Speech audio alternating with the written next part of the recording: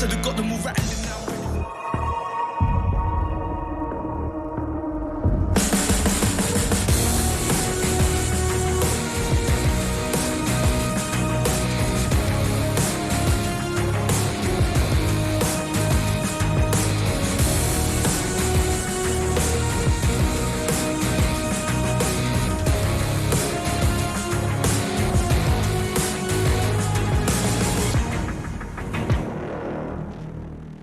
Good afternoon, ladies and gentlemen. Welcome back to not so sunny Stockholm. It really isn't. I'm DDM Smith, and this is Toby.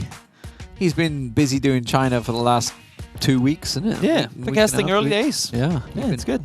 Been working hard, or hardly working. I don't know. That's what I was doing. I've been streaming, so it's been good fun. But we are here for what you basically did. You had the 2-week brawl. Of all the Nations Royale, the qualifications, everything that got there. This is the finals time. We're going to be going through lots of games today and tomorrow to ring out the year, effectively, in PUBG. Yeah, anywhere in between 12 and 21 games today. You know what we're hoping All depends. 21, baby. 21 games. We want to go the distance. So let's have a look at what's going to play out today. Start off with the schedule, I guess, and figure out all the matches, because there are a lot of matches, as we say. We're starting off, obviously, in the European circuit side of things. It is going to be the build-up. This is how the tournament has gone throughout. There has been so many matches that have been played. Bless the UK. Where did they fall off? I don't even think they came in today. Did they even play this time? We did. Okay, we lost to Portugal. We lost to Portugal. That's a surprise. Yeah. Standard. And then Spain-Portugal clash. They always end up clashing. They do. And Finland knocked them out. But it's going to be obviously Finland versus Czechia is the first game. You can see Czechia up the top, a.k.a. Czech Republic to English speakers. It's the upper bracket. Yeah, they're up in the top there, and obviously Finland down on the bottom side. So that's where they've drawn into. I tell a lie, it's well, is that right? Yes, it is. Yes, it is, of course. Upper bracket. Because we're going to move on, because Germany beat Finland and Russia beat Czech Republic, which moves on to the bracket that we have in the upper bracket. And this is where it leads to. And that's where Denmark so fell. Close. So close. I mean, to be fair, we get to the last round. Like we're obviously even looking into this game, you got to say Finland are going to be favourites, but Czechia, they've took out Denmark. They took out Norway, right, as well. They've taken out some big teams. They know what they're doing. I mean, they've been big countries, I should say. I mean, that's all Spike. They've been practicing. Yeah, they've actually been out and practicing. They've been grinding. They know they wanted to put their country flag in Stockholm somewhere. Plant it. Yeah, exactly. Say this is ours to win. I think that's actually how wars begin. I've heard so. Go and plank, people wanting territory. Go and plant your flag in Stockholm. Don't think Sweden will be too happy, but as you can see, we're starting things off today. Lower finals. It's going to be Finland versus Czech Republic. That's going to be the first game at 4 o'clock. Best of 7. And then we're leading into Russia versus Germany in the upper bracket finals. The big nations clashing. Obviously, Russia, they won at the Grand Slam against the United States. We have split things up this year, or this season, I should say, not this year, because there's been a lot of seasons in the year. Does mean, obviously, Brazil and USA. That is the Americas final, and that will be played out at midnight tonight. That is Central European time. Obviously, it's going to be around about 5 p.m. 5 p.m. Pacific? No, actually, I think it's 4 p.m. Right? Pacific. Something like that. Yeah. Is it 9 hours? It's 3 hours. So 3 o'clock Pacific. Then, yeah. Math. There we go. And that's how it's going to work out. And then tomorrow, obviously, we're going to have the confusing bit. The winners of the losers plays the loser of the winners, and then then we have the actual final. These are going to be the games today. It is a best of 7, as we say. So Erangel 2.0 into Vikendi into Erangel 1.0. It's actually Erangel Classic, as we were always told by PUBG Corp to call that. Into Sanhok, into Miramar, into Sanhok, into Erangel. If we get there, and then obviously later on it'll be Russia, Germany, and it'll be all the same all over again. But of course, best of 7s, you don't know what's really going to happen. You really don't. You really don't. It's gonna be crazy. I mean, think about the fact that coming into the well, it's not really technically now it's the semifinals. So the quarterfinals, I guess you would say, Germany went down back like they were BO5 against Greece. They were 2-0'd. Yeah.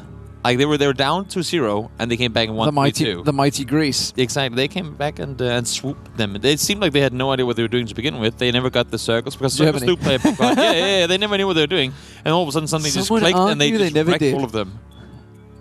What do you mean? Oh, you lived there. You would know. Yeah. Does Germany seem like a country that never know what they're doing to you? Oh, right. Yeah, pretty much. I think the whole myth of German efficiency has gone out the window since I've lived there. But I actually didn't quite hear what the producer just said. So you're the host. So I'm just waiting for you to give me all the good things. Well, we do have an interview coming up. I know that. I can tell you it looks like the teams are pretty much ready to go. So I'm hoping. Remember, they're just waiting for you to say something that you just missed. The plan is we're going to get Spike on, I think, is the plan. I think he's ready, apparently. That's what they said. He's ready. So hopefully he's here. So Spike, are you there? Are you there, Spike? Yo, hello. Yay! Hey! Look at that. This technology works. We have the technology. It's just a little quiet. Let's turn him up. Turn him up. There we go. Welcome, Spike. Are you ready for today? Of course, we are ready. So you guys, we were just talking about how, we're looking at this and thinking, yeah, Finland obviously favourites, but you've taken down Denmark. You've taken down Norway. You're working your way through the whole of Scandinavia. So Finland's next, right? This is easy. Yeah, and mainly we wrecked the Turkish guys, and they were like last winners, right? Exactly. Yeah, exactly. They were good. I have to ask you, Spike. Was it difficult to beat Denmark? You have to be honest. Denmark, nope.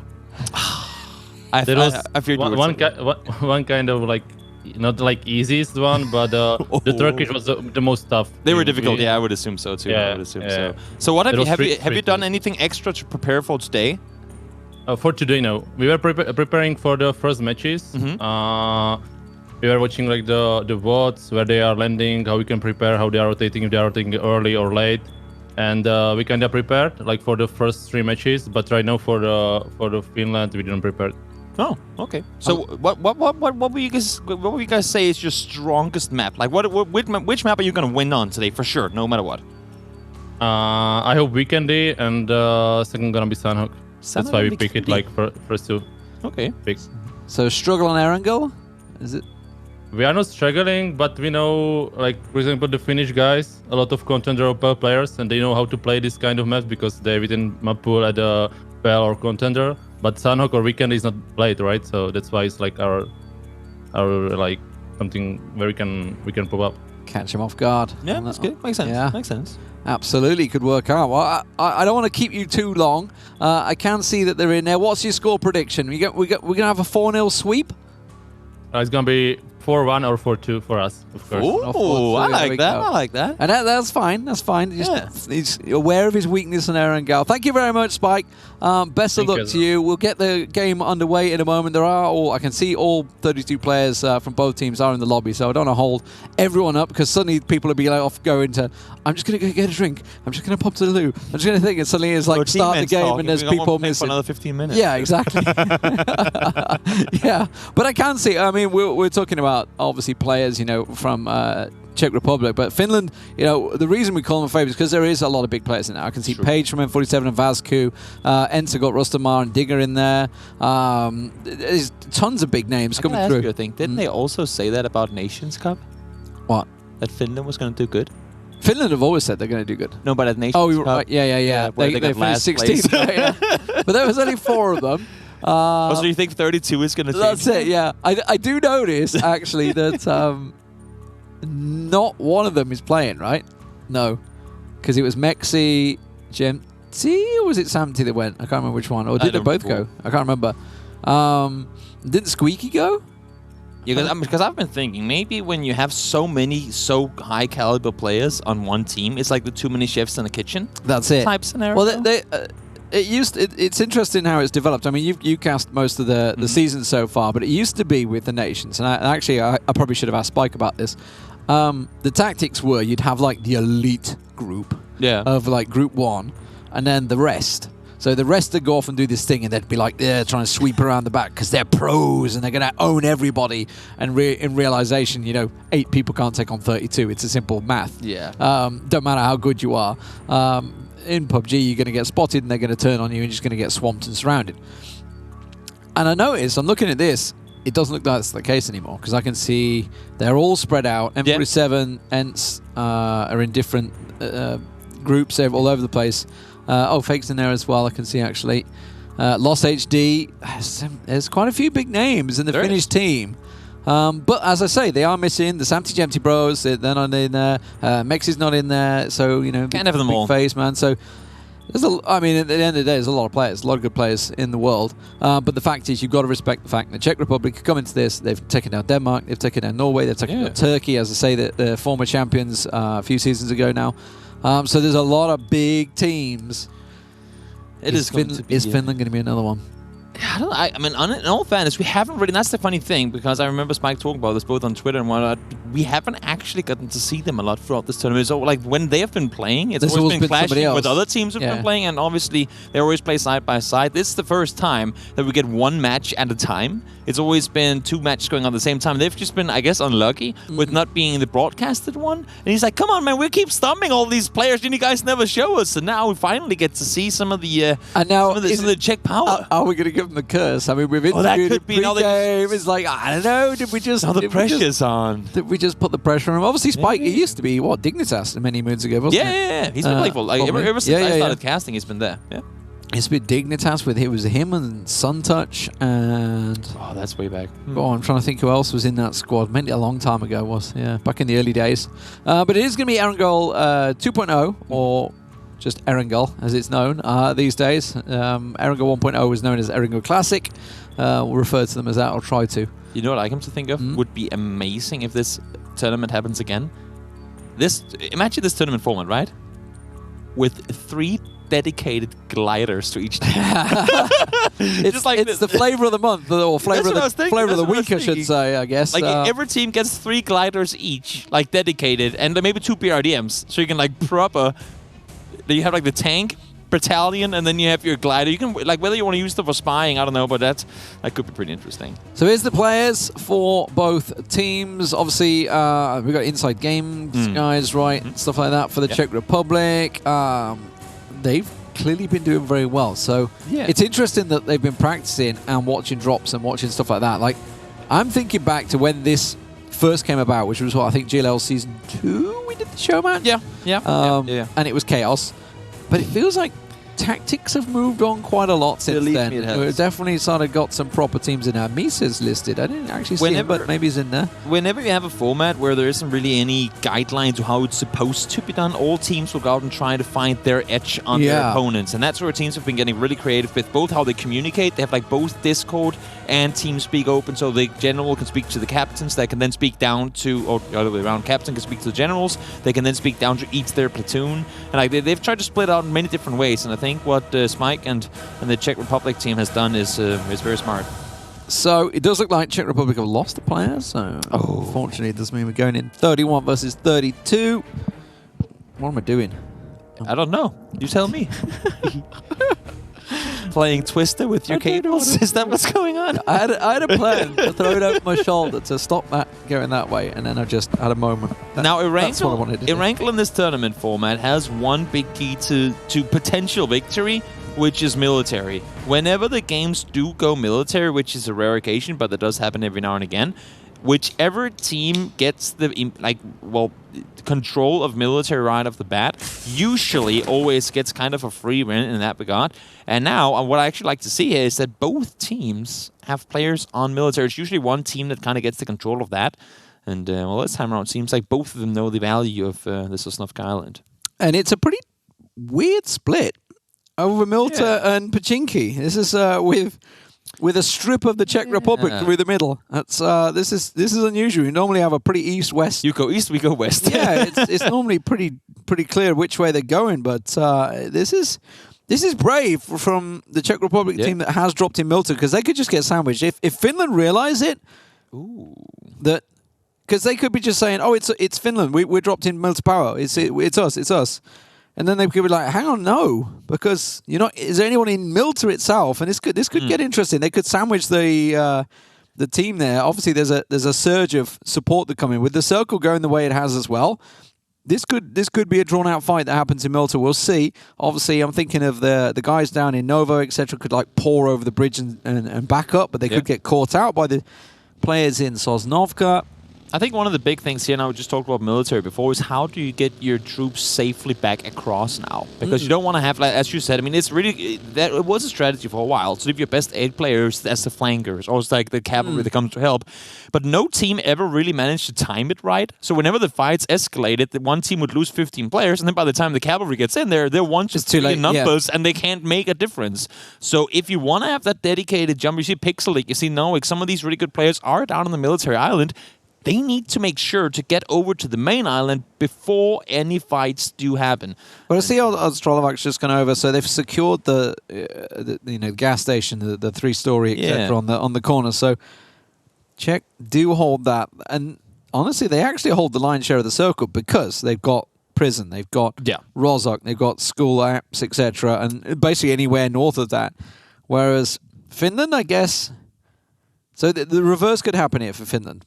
The guys in Milta Power are effectively on an island right now. And look who's Unless they can get across quick to Lombok Mill and maybe have a bit of reinforcements there, there's a chance they could get squeezed. That's the main thing, right? Because, I mean, if obviously we know way more in terms of where people are than what the guys playing are or what they do. But if somehow Czechia can manage to make this 2 separate fights by taking out the Milta Power teams first and then go over to fight the West people. Because look at who's on the East. We have Rustenman, we have Mies, we have Nuka, we have some of these very, very highly talented players from the team out there. If they all get wiped simply because they're massively outnumbered to start off with, that could be Finland down pretty early. And there's not a lot of escapes over there either. There really isn't. I mean, you've boats, got, essentially. Well, you've got the road straight up to Lippo, Yeah. which can easily be shot out from, say, prison, anyone on the east wall, etc.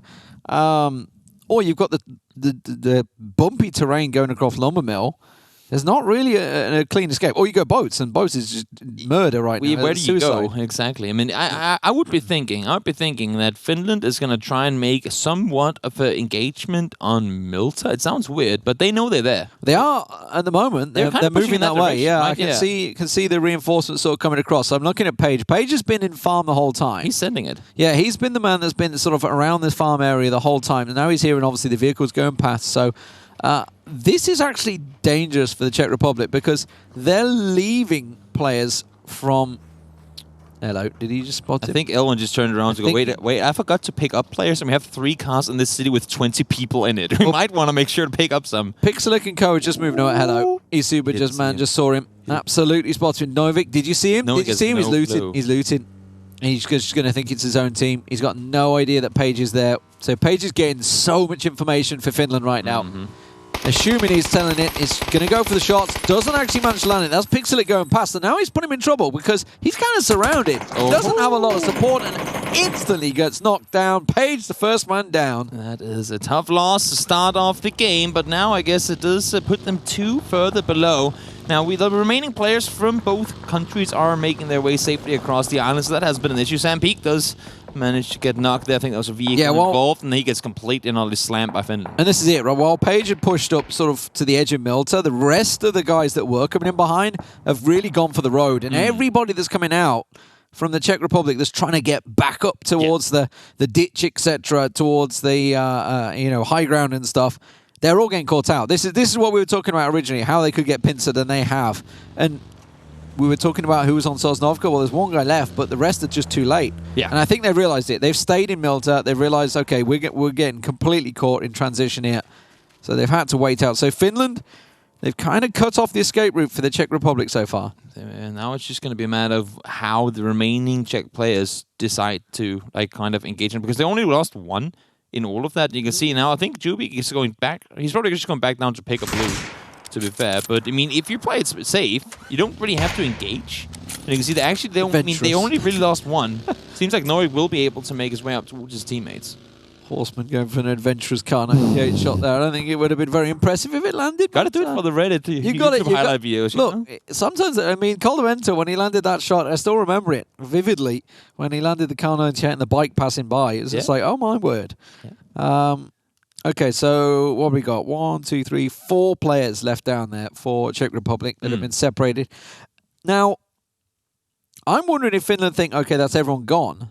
And this could cause a problem in their back line if they don't realize. But look at this movement on Potato Hill. There is a big swarm coming around.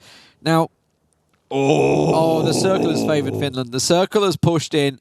It has absolutely favoured Finland, and that's going to squeeze the Czech Republic in towards that top corner. You could see Muke, Mikas, Diggory, all these players were kind of trying to spearhead, because if they would have to push northeast into Mansion area where it's so open, they needed to get there fast before all these Czech players kind of settled in the compounds. They knew, once the circle pops, if you have to go in fast, we got to go now. And I'm looking at these guys from Czech Republic, it's either Potato or it's Pachinki. Like, they need to wrap around west, and that's essentially what they're doing right now.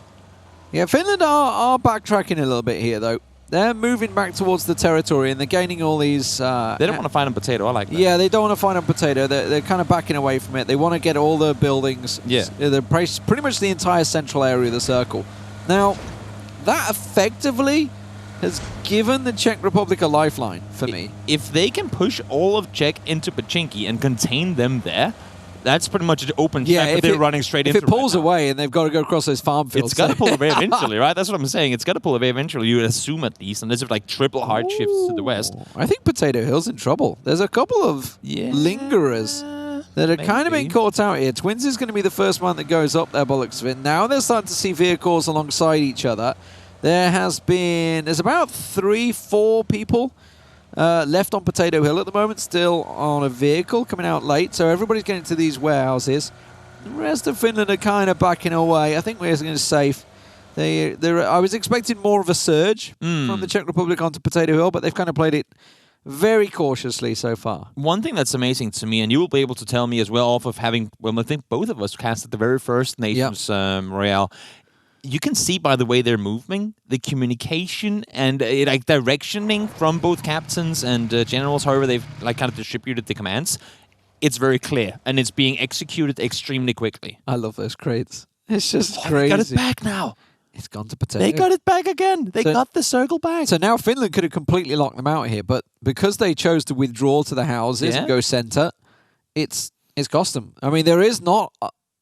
for us, this is fantastic because there's not a lot of cover up there. This is going into the hillside now. Obviously, it's pulled Pachinki out. You've still got the barns at Pachinki, but Potato Hill is the center point, which is where Finland just moved from. They're going to be probably quite annoyed about this.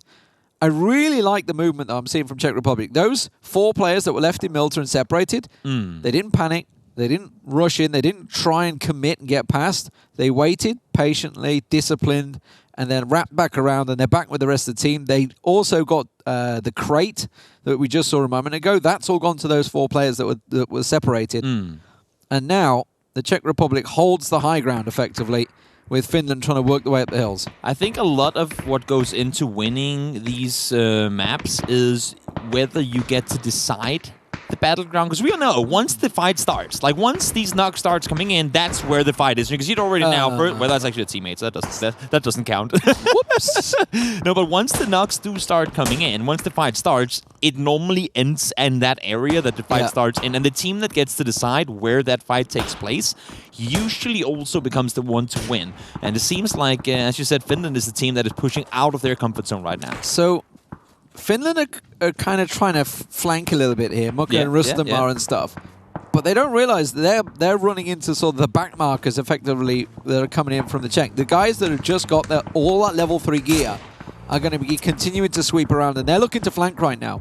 They want to get a little bit down low. I can see what they're doing on the map. They want to get a little lower. So everybody's trying to get these little flank actions onto Potato Hill. Are suddenly going to get caught from behind, but they've been spotted. You can see them seeing them, and they're not just spotted by anyone, but spotted by the captain with Spikes seeing the vehicle around the right side. And that's crucial, because if they can lock the right side over on the east, they will essentially, I was just going to say now, they will sit on 75% of the circle, and odds will just go in their favor, and it just has again. And now we're going up into that newly added kind of fortification trench artillery area on the hilltop, and I think if you're Finland, you got to push right around this. You got to push to the right side.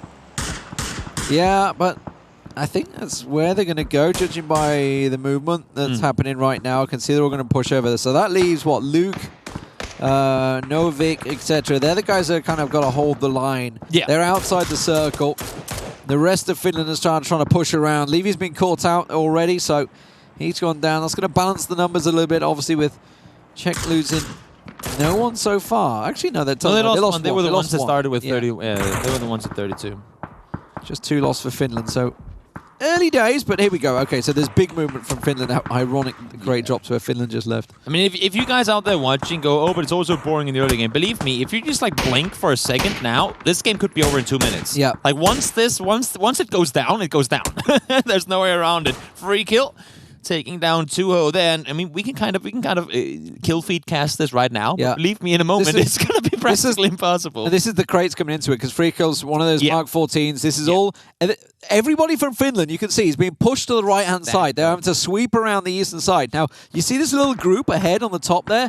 They are all level 3 geared up. All of them, because they all hit that crate. They are massively geared. So Finland are being forced into these Mark 14s, big tanks, effectively, of players. And now everybody that's on Potato Hill is just straight up turkey shooting down. This is going to end badly for Finland, I feel, unless somebody can pull off something magical. This is where we want a red zone in the middle of it.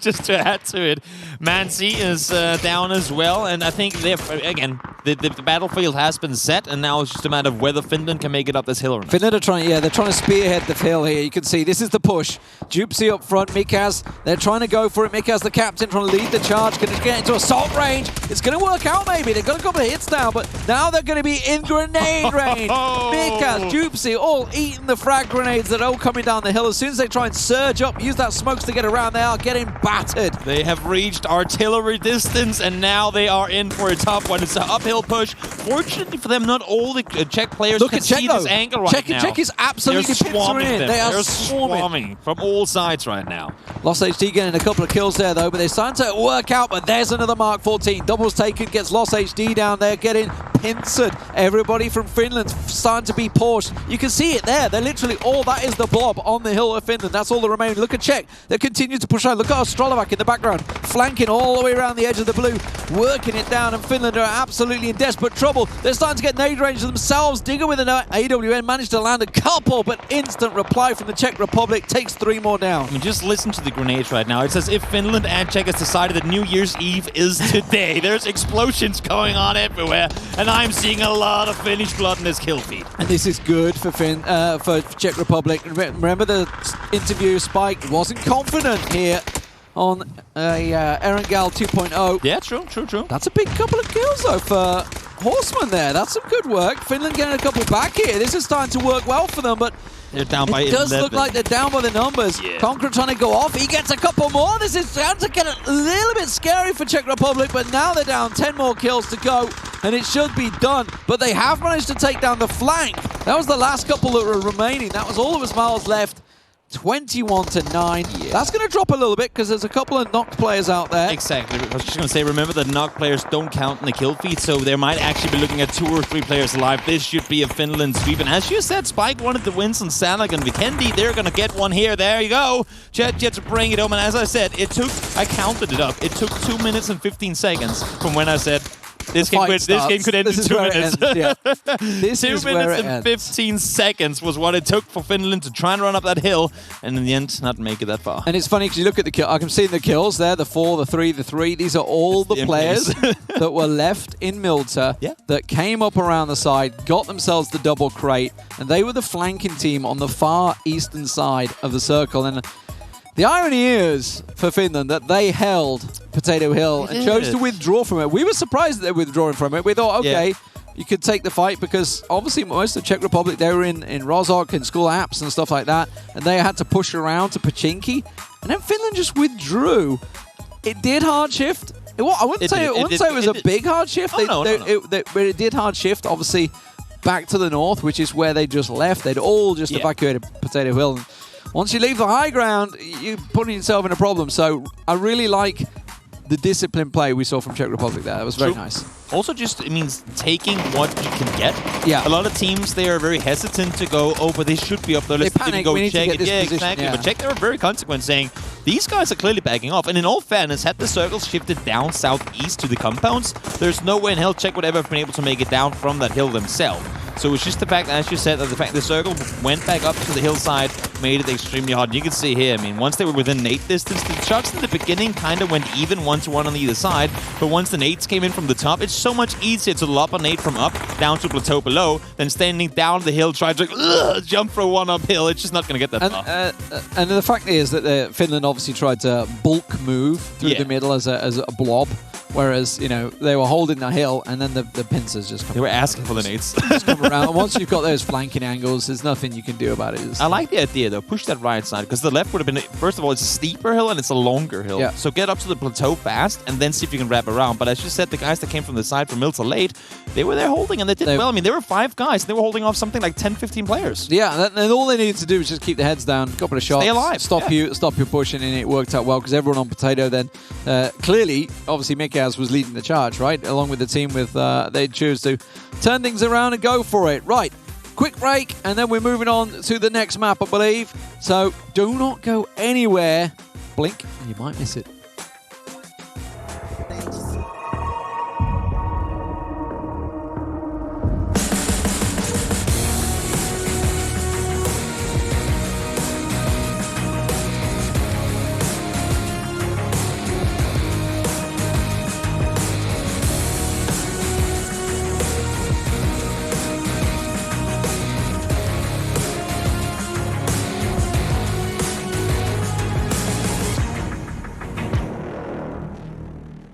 Welcome back, ladies and gentlemen, to the Global Loot League Nations Royale. That is true.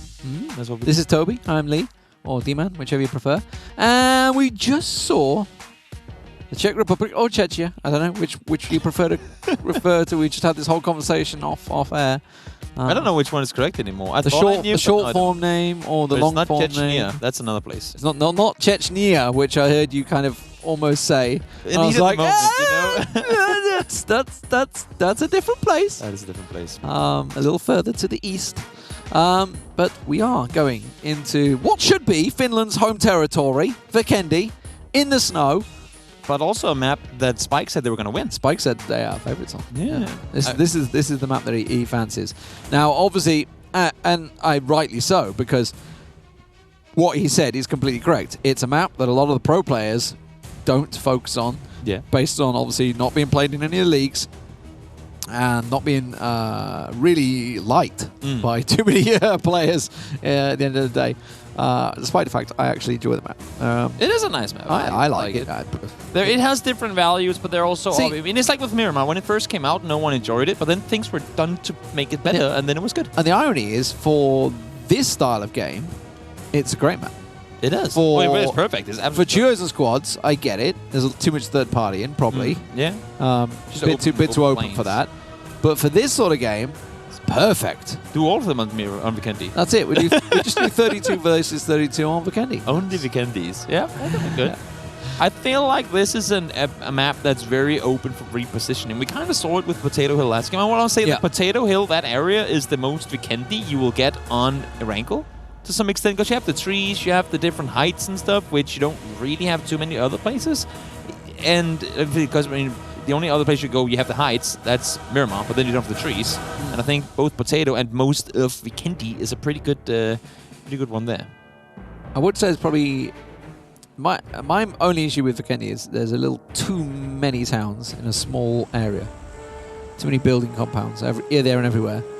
Too many compounds. Yeah, I agree. That's been one of the main, one of the main talking points in terms of, is this going to be in 2020? Is it going to be a viable map? And if it is, what could be done to make it better? And they've also, they have cleared out the cryptic tweeting. Is it going to get removed? I'm a cryptic tweeter myself every now and again. I don't mind that every now and again. This is. I was just gonna say the whole northwest. I mean, this is more like rainbow dropping. I like it. This is like where you infiltrate. You go spy mode, you know. So, okay. This is infiltration mode. I'm not sure who's going to come out on top. We're going to have fights from the beginning. Okay, I'm down with that. With that. That's a shotgun picked up. That's what I like to see. Go on, Anonymous. Get it in there. Spike told me they had looked up where they were dropping. So either they changed the drop or they forgot where they dropped, because they've just been like jumped straight on their faces. Maybe it's on purpose. I'm not sure. Reload your shotgun, mate. Reload your shotgun. He's not going to use it. He's gonna die before he gets to fire off 30 bullets anyway. The best weapon at this range. Although, It's also scary and consistent at times. You'd be surprised. yeah. I like the look though. He looks like a very angry police woman with a mustache. beard. But then again, can't assume any of those things. He's on his own in that building. He shouldn't be too panicky. I feel like No, he's he's kind of chilling a little too much. I think he did see a lot of parachutes without any name tags on them. That's it. So I think there was a like at some point when she's like playing. I like Twins though. Twins is proactive up here. Yeah, he's looking around. He's looking around. he's got a crossbow. Okay, you won't be in a crossbow. It's one of those deadly silent shots. You don't know where the hell it's coming from.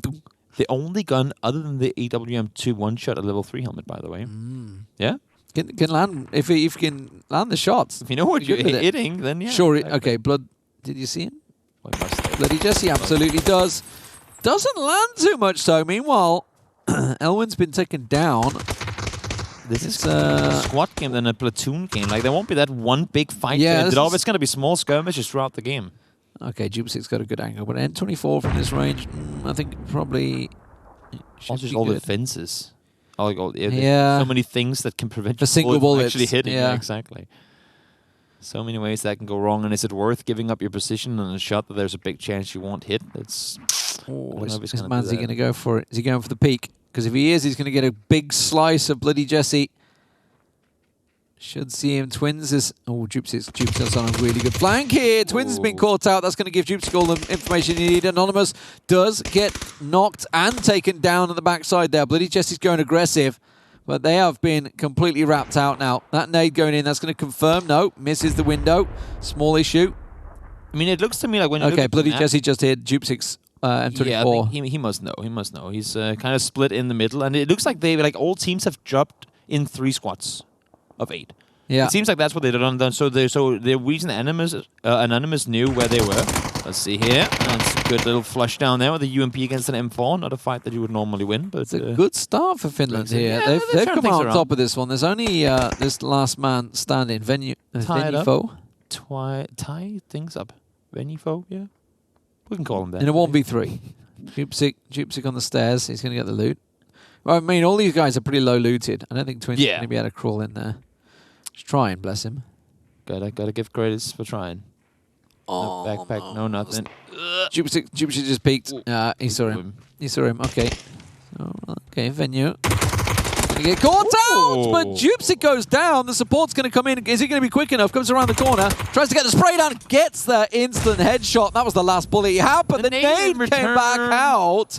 But it does mean that they're all down there. There's nobody around to actually, no. Here comes the support. Yes. And did they get Twins up in time? They have. Look at that. They've caught Twins on the very last blip. Yeah, there's one player now, unless if he gets these guys up, then it'll be 3 against what looks now to be more like 12 than the 8 I was going to say. Yep.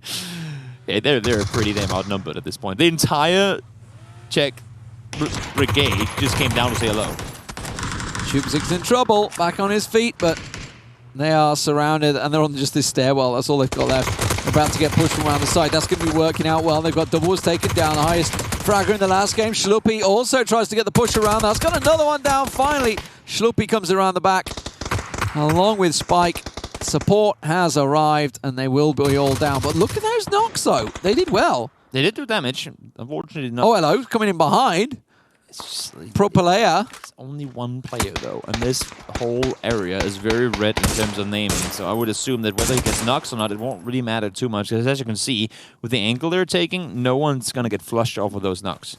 And all the knocks we saw in that fight before, they all came back on their feet. So even though it looked good for a little while in terms of the kill feed, Finland really lost quite a bit in that whole engagement. Yeah, it didn't work out. So 4 lost for the Czechs. At the moment, Pro Palea in the corner here. I like the name, by the way. Yeah? Pro Palea. It's good. It's a very Finnish way of saying he's a good guy, you know? Yeah. Should be able to see them in the open down there. That little car blocking as much as it. That was a bang-on headshot. Yeah, you're done, son. You're done. The molly's around the back as well. In the smoke. Going to go inside. Frog's there. And he was Frog. waiting. Little troglodyte gets him down. Okay, job done. So this area has been complete, but further to the east, Finland are doing the same to what looks like 3 or 4 players of the Czech. Yeah, You can see Signs has just got one Kajito down, but they are also now getting surrounded. I was just going to say, despite him dying, he did spend, like, he did waste a lot of time for a lot of the Czech players. You can see now they're now not before now making their way out of villas. But they're all coming back out. So everybody was up there is all going to pour over here now. Castle is being left, as you can see now. They are playing on the new Vikendi, so the ice has pushed further down around Castle. Used to just be water you had to swim through, but now you can actually run across from there as well. And now Finland pushing forward towards the Spikes down and done. Yep. Calling him out. They were the team that they were trying to push in on the vehicles, I believe, there. And Spike's been picked off, so they tried to get around there as quick as they could. Jappy goes down, though. Signs doing some work here, Signs. He's on his own now. Left in the building. But I think he took 2 or 3 down already. Yes. The rest of Czechia, they're abandoning this. They're going straight for the circle. Everybody's trying to get position now. Wait, D down, as you say, on the edge of the ice. It's a horrible circle.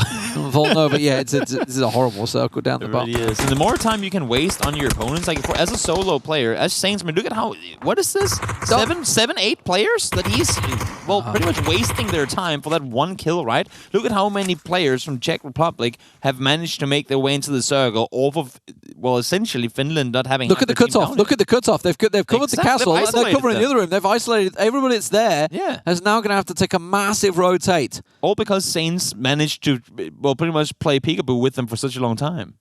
Is it going to work out? Schluppy's going to be the man that might get caught in the back. He's coming around in his vehicle, so they need to try and gate camp as best they can. It looks like they're all pulling into the castle, which means it will leave this open road. Zampeak down on the far west side here, almost scouting for them, while the rest of Finland, wow, just know you've just got the flagon, okay. That's what I've been missing. Where are the BRDMs?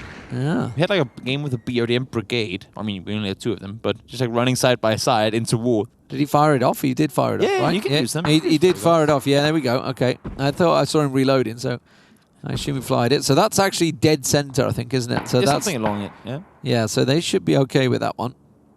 I don't think they're going to get too pixelic. You know what I would like to see? Vikendi on the ice, only pants, throwing fight in the middle. Just like full on warfare in that regard. Let's see Circle. Does it commit? Oh, doesn't really commit to one side of the ice, but seems like the West is there. And Sandpeak and Gargi, you're kind of alone. We're gonna have a fight. That's where the game's gonna end, of course. Yeah, we may do. We may have a fight on that Kantra bridge. I think that. Yeah, maybe. I think it's going to be the Kantra bridge. Could be. Well, Zampeak and Gargi. Good luck, son. If you're the northern bunch, because there's quite a few, we don't see that many names, but you can see all the +3s. So there's quite a few players on the northern side for Czech Republic. Do you already now commit to the western side of the water, or do you try to go to the east side, knowing that you have to cross over a bridge at some point? Oh, he took him out of the car. Gargi's up there as well, so he should. Oh, he's a long way away. There's though. so many more people coming though. He needs to start repositioning right now. He's got support. Look at Gargi. They're Kantra. They're coming over the bridge. The Czech are coming over the bridge, and Finland are not catching them off guard quick enough. Zampeak will go down. Luke V is stopped on the bridge. I'm not sure about stopping, son. I don't think that's a good idea. Gargi's on his own now. Zampeak's down. So Gargi's trying to do what he can to pull their attention while everybody gets across the Kantra bridge. They want to get over this bridge, they've got to be now. Because if the next circle shifts over, Finland is going to be all over it. Yeah, Justin and Co, they're on this little area. Yeah, oh, no, don't get held up here. You've got to push. You've got to push. If they don't push, they're going to get caught out. They could set up something at the rocks here, maybe with the vehicles and stuff, to give them as much cover. But you can see it's quite open. This is a rush B&O stop. If the first guy stops running just because a flashbang came through the door, then the entire plan fails. So you got to just commit to that driving across. I think these are the first people I've ever seen using Mixer as their advert instead of Twitch. It's normally Twitch, obviously Spike. Oh yeah, Spike. yeah. Or Mixer. TV. That's a new one on me. That one. Yeah, you never know. You got to try and make you living somewhere. Well, yeah, exactly. It's everyone's. Okay, they made it. Or at least the lion's share of the Czech team made it over. It's pretty close still between them, 21-20. Coupled still down. So this actually, if Luke V just finishes off that one, this may actually be dead level. What is Tractor doing? He's sneaking in behind them. But now, because they got across that Kantra bridge, it's certainly looking very good for the Czech. Up the hill right now, Czech Republic, and contain. Yeah. Contain. That entire city has a wall around it, like literally a fence around it that all the players will have to get through and out. If you can hold them off, you can see now they know that Finland. If we get caught behind that wall, we're dead. There's no way in hell we're getting out. They need to run right now before Czech Republic gets into a good enough position. And right now it's just a race against time. Like, who gets into the position first? Well, look at the hill. The hill is all red. It really They is. are in position. It's like a repeat of last game. Finland downhill and Czech Republic with the high ground. And everybody... This time, though, there is a lot more cover. Luke V with another headshot onto Secure. And yeah, this man at the back there, Tractor, sneaking in behind. It's Mission Impossible, kind of, isn't it? Him running around back there. Thad Lad and Mikaz are the ones that he's going to come up against first. Thad Lad. Gotta love that name. He's a fat lad. Is that a word? Not really. Can you be fat? I mean, there's Bad Lad. Maybe he has like a lisp, or whatever you call it. Mikaz is the one holding the back. He's expecting it. I feel like he's definitely expecting something here. He's seen or heard something. He wouldn't be sitting like this if it wasn't because they knew that someone at some point had heard footsteps that weren't their own. Yeah. Also, the circle is shifting out of the city completely, so you might as well just dedicate a player to it. Thadlad's gone wide to check the other side of the wall, and Mikaz is just holding the back wall to make sure they don't get the backstab. Yeah. Might as well just dedicate a player to it. Czechia have got to be careful. They're kind of being outnumbered, I think, on the left side at the moment. On the west side, Trog is pushing in towards Mucker and Co. If they lose out on that side, they could get flanked, which is what they are going to be watching. That's Trog. He's the man in the action. So Mucker did get downed. Former was it AA skills, AB skills, whatever they're called. What I'm thinking Mucker was in. Misclick's going to go up over the top. If you count like circle control in percentage right now, you've got to be thinking that Czech will get the next circle, right? Maybe. I mean, it did take a hard shift in the last game. Yeah. Mucker's got back up on his feet and got Kejduran down. Kejduran. That's a good nade. That's a good nade on Trog. Unfortunately, it was a molly. Unless if you hard shift north, you would have to think the Czech Republic is going to be the defending team with Finland pushing towards them to some extent. There's reinforcements coming for Czech Republic on this side. The one we're watching here is starting to get backed up. There's a lot of teams all coming in. It's almost splitting at the moment. Obviously, the circle will shift it, but it's almost splitting into a full east-west fight. This one on the west is where a lot of the action is. Careful you don't molly your own teammate, as Lost HD does get down by Mystic there. So Mystic pops out, gets the shot down. Willou's going to try and squeeze up, but Twins is rushing the hillside. And this is essentially the exact same thing we saw last game, where few amount of players hold off the entire push from the enemy team. And their main mission is to well, obviously kill them if you can, but just prevent them from moving forward, because the circle might come to you, and it just did. Okay, using his teammate as bait there, and working well, so he downs Twins. The circle, though, has shifted south, so it's very much Czech Republic circle.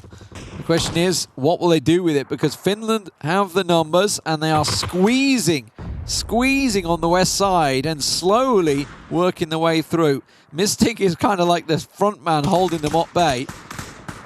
But they all have to peek about these rocks, and as you can see, every time they do, there's a Kar-98 or an M24 waiting for them, and the Czech Republic is slowly whittling them down. Yeah, these rocks work great for cover, but once you have to push around them, there's also only that many areas you can push through.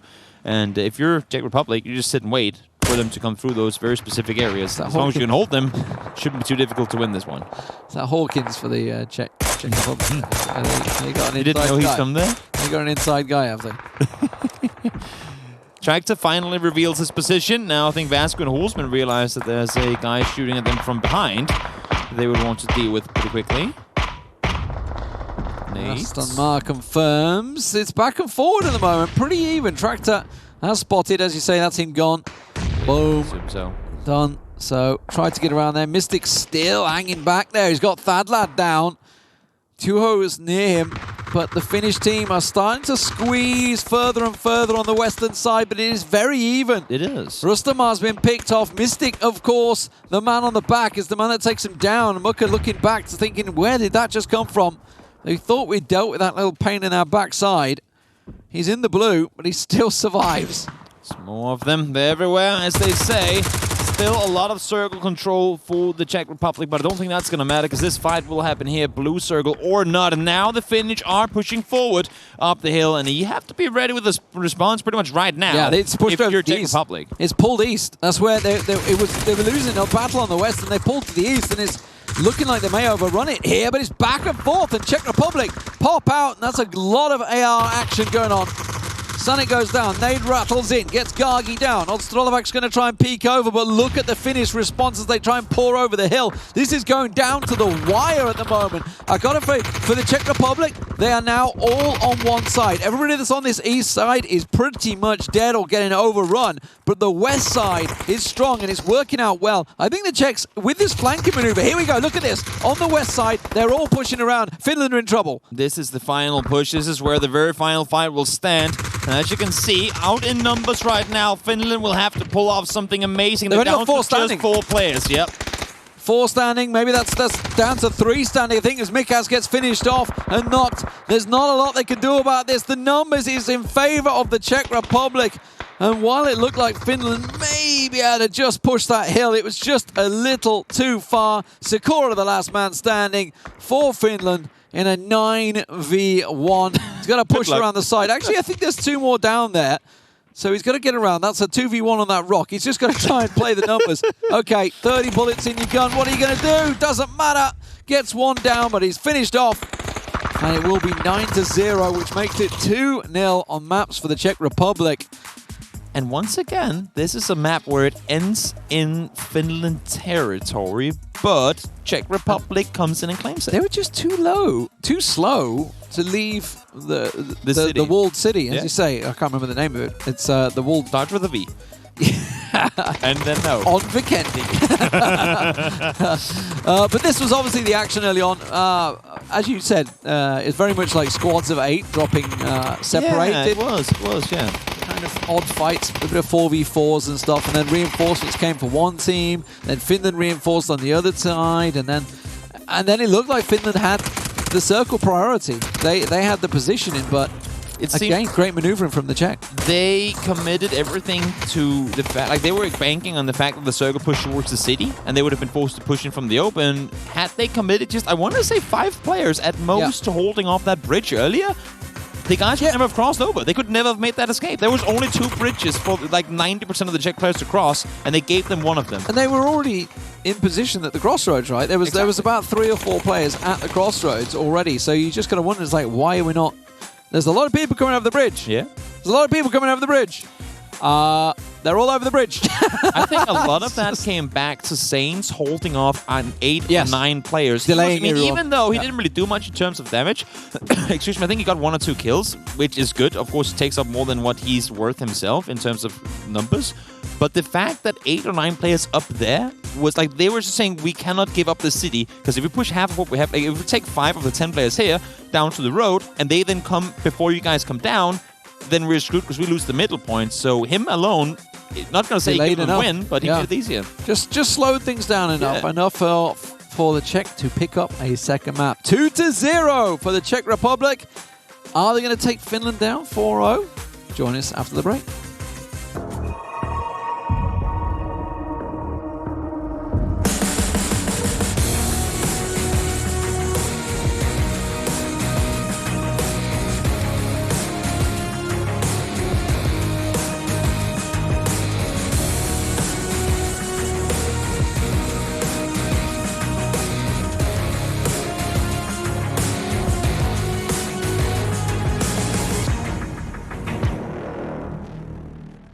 Welcome back, ladies and gentlemen. It is GLL Nations Royale. I'm Lee Deemer Smith, and this is Toby. And the Czech Republic are 2-0 up over Finland. What is happening? They are taking names. They're taking it all. If they'd have played and beat Sweden, they could have just collected the lot. Yeah. They took down Norway. They took down Denmark. They're taking down Finland. Sweden, what you got? Nothing, because you got knocked out. They got beat by Denmark. That's a bad one. Same as last time. Yeah. Feels good. Feels good, man. No, I think what Czech Republic has been doing that has been working really well is despite not getting the early circles, they position themselves to get the late circles. You see how much circle control they get? Yeah, exactly. Yeah. They position themselves in areas where all of a sudden they go from having nothing to sitting on 70% of the circles. They did that in both games now. Fantastic stuff. They really have worked well. Obviously, Spike said right at the start of the stream, we had an interview with him, and he said that was one of their favourable maps. He was thinking 4-1 or a 4-2. Well, they are on track for that right now. So clearly the research worked out. Was a bit more of a splintered map, I would say. You know, Finland could have come out on top if they'd have won a couple of key fights. Mainly as they pushed that western ridge line, they'd have come out on top. Which, again, you know, while we were talking about Saints holding them up and stuff, we should talk about that. That was Mystic, wasn't it? Mystic on the hillside held them up for a very long time. Did it? I'm trying to think there was another player with him that held them up, and also he went down relatively early, though. Mystic was the one that was sort of held in that position and actually took quite a few of them down. Obviously got Rustenmar, etc. in the back. Even as they left, he stayed in the blue to just get that few extra little hits as they try and put up, which instantly stopped them. They turned around, looked, and that gave, again, reposition and advantage. So just these small little plays, which you don't often expect in a 32 versus 32. One thing that I think is impressive is because we keep talking about how you got to make decisions fast and you got to do this and that to win games. You see Turkey, they pretty much have one player just maneuvering everything. It's so impressive to watch. But one thing I think is even harder than making a good initial decision is making a good reaction. Yeah. Because that's when stuff is happening. It's not going to stop happening. And not overreacting take time as to well. think. Yeah, exactly. And it seemed like in these first two games that whatever Finland has been trying to do, Czech Republic has always have an answer immediately after. And I think that's very hard to do, and they've been doing it very impressively. Reason why they're 2-0 at this point. Well, we are moving on to Ennigo Classic now. So back on the olden version. Yeah. Probably going to be the last time it gets used, I guess, really. Huh? Do you think this is going to be the last time that the Classic gets used? I'm trying to think of like any tournaments going forward. We're still using it. We've still not heard whether... China's still using it. Yeah, I was going to say we've not heard whether any of the leagues in China or Korea are going to continue using it or whether we're going to move to Erangel 2.0. They are using it now. I can tell you because I've been casting it. Yeah, I know, but I mean, when the league... This is not the official league. We need to get the land ratio fixed on 2.0. Oh, God, just remove that bloody... Yeah, but before that's fixed... That's a good point. It's going to remain on That's the reason why they still put the old one. We don't need land ratio anymore. But land ratio is a legacy thing from when we used to have people dive bombing into rivers and the beachheads and stuff like that. My record is 40 people alive, 32 in the water. It was ridiculous. it was a horrible, horrible time for PUBG. Thank God they finally fixed it. These are the players, of course, for both the Czech Republic and Finland, or Czechia. Czechia, I am saying it. I'm not saying Chechnya at any point. No ends at all. Have I mentioned that? Thank you, Twitch chat. Hello. Yes, I see you there. Stop saying that, D-man. Yeah, I know, exactly. Stop saying that, D-man. Didn't say it once, ever. But stop saying it, D-man. Oh, my God. Now I miss those old days. That was like with the water and all. That was when we started discussing, should we have harpoons in the game? Should that be a thing? Harpoons. I know, yeah. No, I mean, it was a discussion. It was a realistic conversation. Like, what do we do to counter the water? Do we add harpoons? But, here we go, ladies and gentlemen. Game number 3 is underway. The bird is in the word. And it is going straight across the middle. Yeah. And this should be... Okay, will we see a simple split? I'm seeing a squad of 8 from the top and a squad of 8 from the Czech lower down, but now it starts to get a little messy. Where are we all going? It seems like it's the same again as we've seen the previous 2 maps. It is very squad based, and it's not surprising, but it's very different to what I've been used to see, because as you said as well, it's always been we take north, you take south, we take west, you take east. And this is more a little more macro played or micro played in that aspect. But what I'm seeing is full Czech control on Military Island. Yeah, they did have a couple drop there last time, obviously in 2.0, but it is going to be a full changeover. It is a 30 versus 30 as well, so we've lost a couple of players expected. Seems like Cobra is one of them. Just chilling on the south side of Military Island. He may well be. Oh, no. Oh, there he is. There he is. We'll come back. He's like, where the hell am I? Oh, God. Whoops. Oh, I'm a long way from the circle. Oh, no. Oh, no. But the circle is very much in Czech control. Yeah. And it is Well, I mean, we are on Erangel Classic, right? It's the standard circle. It really is. Outside it of is Yaz. We can put it this way. I don't think any of these players have not seen this circle before. Yeah, It is very common, but I think both teams should be aware, at least right now, that no one went to Yasnaya. And I think Yasnaya, not saying it is, but it could end up being a very crucial control point of this circle. So I'm looking maybe at Czech Republic or maybe even Tuho and some of these Finnish players. If they can wrap around from the northern side and get more control south of the river, that's going to put their team in a really good position with the circles to come should they continue to go north. Well, there's always that scary. That's a word. Scary point. Squarey. I don't know where my words are going today. It's not circly, it's scary.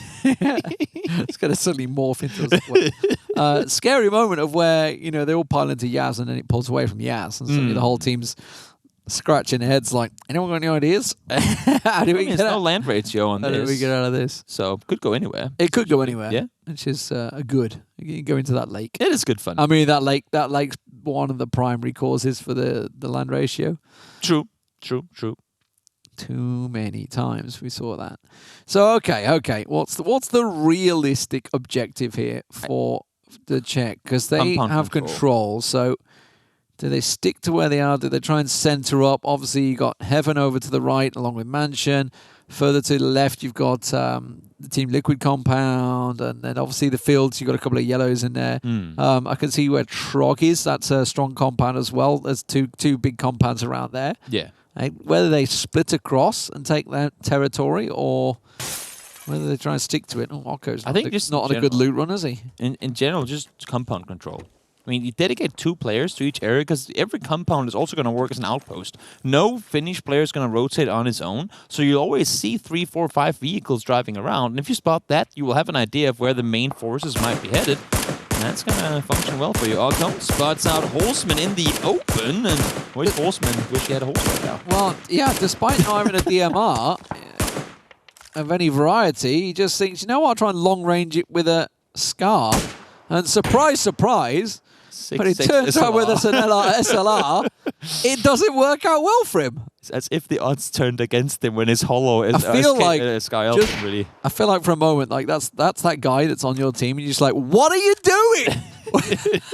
just Stop shooting me, goddammit! We saw Paige go down as the first player on the first game, and now it's Vasco gone down to start off. You know, he hasn't been flushed yet, so a little bit of a trade in return is coming in. No flushes on anyone just yet in this. See Vasco out here in the open should be able to get pressure. I think Gargi might want to commit it because of course he sees who he knocks, and that's a good kill to get early on. You're gonna come and try and help? Yeah, maybe. I think so. Misa down to 2 as well. Yeah. Okko, by the way, the man with the scar did get knocked back there. Yeah, he did get traded off there, but I mean, when you get a knock on one of the, you can't really say key players when there's 30 players on the team, but he is a very, very scary person to have against you for sure, Vasco. If you can get the flush on him early, you might want to commit a little extra, try and see if you can secure those points before things get out of hand. Just broke the window there. Trying to reload. It was never there, was it? No, nobody worried about that. You can't break windows in cars anyway. Clipping issues. That's a whole discussion. Why can you break windows in houses when you can't break them in cars? They're stronger. But you can shoot people through the windows, so kind of defeats the whole purpose of the window in the car, don't it? They haven't quite. Also, you can always lean out the windows, so were there ever windows to begin with? Imagine if you had to roll down the windows every time you wanted to lean out them. Can you imagine the game engine if they have to start putting in all the bullet holes into each window and the cracked glass that has to come across every single car in the game as there's a shot goes, all these cracks. Suddenly, like, the car's driving along and it would just stop dead because everybody's trying to, like, everybody's computers are grinding to a halt, trying to figure out how the grass cracked when that bullet hit that spot. Someday, man. Let's not delay the game as much as it's in a good place right now. It's in a good place right now. We'll get in there. Okay. Well, the Czechs still hold the numbers advantage. Finland, I'm not sure about this wraparound round Potato Hill from the Czech here. This could go badly wrong from. I like what they're doing down Miltaway. That makes more sense to me. They go wide around prison and then tuck in to the rest of their team. But Finland, they've got a couple of people coming behind. I think Mr. Venny is in all sorts of trouble there. Senix, I can see, is also going through. I don't think they're aware that Finland has players in that forest area. They should be aware, but I don't think they are. Oh, and somehow they're getting cruising through. Yeah, why are they allowed? I don't think maybe Settings. Oh no! Oh no! Oh no! That's Spike and Settings, isn't it? Yeah, maybe that's one of those. There's like, why in the hell would there be a? Why would there be a checkpoint? How did they get through without anybody killing them? You can only see 8 of your teammates. The others are just small blue dots on your map. Yeah. So when you hear a car and you're already 5, you just assume it's you're just like, that's gonna be a teammate. And then you keep going like, wait, what? That was an opponent? That's unfortunate because that was essentially 5 players that just allowed to safely get through to the other side. And that's an easy area to catch people off guard. So. That's a mistake. And now look at Finland. Finland are going to get wrapped around here. This could go badly for them. Oh no, the Alamo is where it's happening. He seems to be playing Twister. And they're completely mixed up. Yeah, Libu's he's got behind the wall because he was getting shot from the other side. He has got some kind of is that from 6 more players? Just are they continuing away? They're just driving them by. No help for you, Nova. It's too bad. You need help? No, I'm fine. I'm fine. Oh, there you go. Okay, in comes the help. Rostamar picked off by Tractor. So okay, here's the artillery or the cavalry. Oh my word! There's no mess in there. Just rush in. It's just one guy. Run! The SWAT team is there to clean up, and well, it seems like now Finland has the eastern side, except for the little chunk up on the very northeastern side, or a straight eastern side that could potentially. So this is decent. They've got the yellows and they've got Heaven, so they've got a decent cover, and they're also trying to grasp a chunk of the ditch sort of area around Yaz. So that's what Finland are trying to work towards. They've got to be careful with these little group of people in the ditch behind Heaven, which I think Anonymous is about to find. He's about to pass on by. There's the yellows we were talking about, so they've managed to get this committed to. So Finland in a good territory position, but it's pretty even still between the two. Czech very split. They have managed to capture the police station, etc. around Yasnaya, though. But look at the circle mass, right? If Finland is committing to 3 positions, the yellows, the Heaven, and the south side compounds in Yasnaya, and they're giving Czech Republic the entire southwest side of the circle, that next circle could bounce back southwest, and it's going to be a three-peat of what we've seen in terms of Finland just not having any circle control. Now, oh my lord. Oh, yes, okay. Well, that's good for Finland at the moment, but there's plenty of territory in Yasnaya that the Czech can just wrap around and get in there. That's not a worry for them. The Czech just yet, Mocha, they have gone yeehawing into those yellows. Nades, mollies, throw them all out if you got them. Mikaz catching one. Cobra goes down. Mikaz is caught out, though. They are completely against the number here. Jupiter goes down. Muka's the last man. Look at the nades coming in towards him. They're actually going towards Mikaz there. I don't There's no cavalry arriving. There's no cavalry. Like, all the Finnish players backed off and committed to Yasnaya. Even when they saw them crash in and they were around, there were six or 7 players that could have come to help Finland, but they backed off. Blown the door off. Now they've got support. Thadlad and Co. Yeah, good to come around the side. They're chasing Thadlad down. Booker comes out, gets some flushes one, but will get taken down by Spike. And I think Finland are going to lose out in numbers. They've got a lot of fire coming in from support. They did have Digger come in to try and help out. Now Dupe's gone down, so Digger's the last man standing over here for Finland at the yellows. He's got Thadlad over the side. No, Thadlad's gone as well. So Digger's just trying to stay quiet as a mouse. Maybe he's just going to hop in the car and get the hell out of there. I would. Might just want to see if he can. Seems like... I don't think he's going to be out of evac quick enough. Yeah. Occo getting naded by his teammates. Thank you, by the way.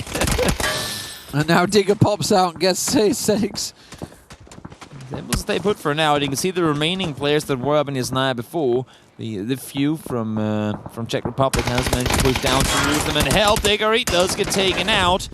And they're now sitting at a 4-player deficit. And, well, again, if this next circle doesn't go south side Yasnaya, because any north side Yasnaya is technically almost Czech control. So if this circle doesn't go south side Yasnaya, it's going to be really difficult for Finland to get anywhere. Well, they are pinned. And this is what we were talking about, the fact there is... I mean, Yaz is a massive place. They're wrapped around to those yellows. This is good, though, for them. But the problem is, okay, you got this little group in this ditch at the moment, where Rustamar and Co are, the little Harry Potter here. I mean, actually, it's pretty good. I like this. This is a pretty good fortified ground. It is. The thing for... It's not going to get breached. I think for the Czech is... their best approach is almost to take those apartments out. I think Czech just waits on the south side of the side and hopes for a shift. Just wait for it. Wait to see what happens. But they are getting picked apart from range. There's a lot of DMR action going on from Finland because obviously with all those apartments, they've got so many windows to shoot out of into that field. I think you got to gang up right now and set up that could be spearhead into Yasnaya if it becomes a necessity. You leave those. Oh my God! Are they committing? Someone's just Senix just sent it. They've gone for the Harry Potter. Elwin's there. He's got a round. He's got a knock. He's absolute madman. They can't allow. Kind of worked out for him though. Now has it been enough? Look at this. They're sending it. Czech are piling in with more. They're coming in with vehicles. They're arriving. They're just absolutely committing. I'm not convinced by this one, but it may well work out. Czech has got down. Rustamari's going off in the crate. They finally get him down. They had to commit the numbers, but I think they may have taken it out. Misa's the last man up there. This was everything Finland had that wasn't Yasnaya. They needed this for if the circle shifts away, and now they've completely given it up. The thing is, it's so damn difficult to rotate out of those apartments. You're up the top floors. You cannot jump out the windows. You cannot get in the car. Misa's down. Misa's dead. I mean, there's no way in hell he's got no body armor. Yeah. Nothing. No way he gets out of here alive. Well, committing to those apartments is so hard to make those reactive plays fast. Because if you're on the second or third floor, you need to like run down the zigzag stairs, get out, get in your car, drive all the way around, find the hole in the fence, and then get up to the wizard tower. It takes too long, and they couldn't respond to it in time. I did not expect it to work out though. I thought they had good vision there. There he is. Misa down. Misa down. Gagi gets in with the nade. Second one goes in, confirms. So, Finland down to 14, just holding the edges, and they are really spread out. They want to take this into a skirmish and try and see if they can point blank win in fights, but they are going to get overrun. For the Czech, what they need to do is simply two-man up everywhere they go. So they always have the numbers advantage. Yeah. Odstrolovac going around the side. He's going to be working one down. Anonymous is trying to hold the angle, I think. Pro player on the side as well. At this point, Finland is essentially banking on a Yasnaya shift. That's all they can hope for. Yeah, that's like, it has to shift north now, or they're screwed. I really like this as well. I'm seeing Spike at the back. He's just sort of covering off. He's getting himself the crate, telling everyone to go. Fanning out there, fanning out right. Don't go straight to the apartments. That's where they're all sat. And they have the east and the west of Yasnaya covered off. They have the south covered off. If it pulls south, well, Finland can consolidate in the couple of apartment blocks still here. They can get across. Zamping's been picked off, and this is the worry. You got to be careful. They don't keep losing out in these little one-on-one fights that happen in here, there, and everywhere. Pixel takes him down. Astrolovac comes in. He does the job. It was Novik, actually, that got the initial knock. And another one falls. Finland forced into these few apartments, and they were also being pressured from the side. And these apartments, they're not easy to hold, actually. Everybody's been in a situation where you're fighting these. It's not the best. Oh, Strolovac, that was a nice shot from Kajuti. The problem is, though, there's going to be no follow-up. Unless somebody... Is Novik going to go over to res him? That was new blood headshot, by the way. New blood headshot. Yes, they've had the new patches, right? The new hotfix today. Yeah. A little more visible. There were some complaints from people, and there were some counter complaints from other people. But they've just left him. Slovak's being left to die. Yeah, seems like there's no resurrection opportunity for him. Kajuti just got bandaged. I mean, this actually might be a problem for Finland. They're getting pinned in. Like, they're getting pinned into a very few selective buildings. And it's not going to end in those compounds anyway, so they'll have to leave at some point. They will have 3 doors and 3 windows to get out of. And that's, Czech will probably just be sitting, I've got to get out there at some point. Just waiting for him. But the problem is Czech, they're very splintered in their attack on these apartments. Very single-minded at the moment. So got to be careful they don't overcommit and get caught out, because there is a numbers advantage actually inside Yasnaya for Finland. Because majority of Czech's numbers are down south. I would assume that Spike is being very direct and saying, guys, hold them, don't push them. Yeah. Like, make sure they don't leave those apartments, but don't go die trying to hold them there. Because essentially they only have 200 square meters to run around them right now. And you can see they're just sitting on the corners trying to... But they're losing numbers. This is my point. Czech are losing numbers here. But they have the numbers to lose right now. Oh, nice nade. That was a nice nade. He knew he was going to have to run back. Caught him out there. Tavo's been caught down now. Good read. They're trying to flush them as well. Kajuti is getting 2v1'd. Pushed around the side. Okay, he's going to back out. Has he got the support he needs as he makes a run for it? Czech are going. There's Dodix moving in. So they're trying to come from every angle now. Sunka's gone down. They're starting to feel they have the advantage as Novik pushes around. Ooh. This is still dangerous.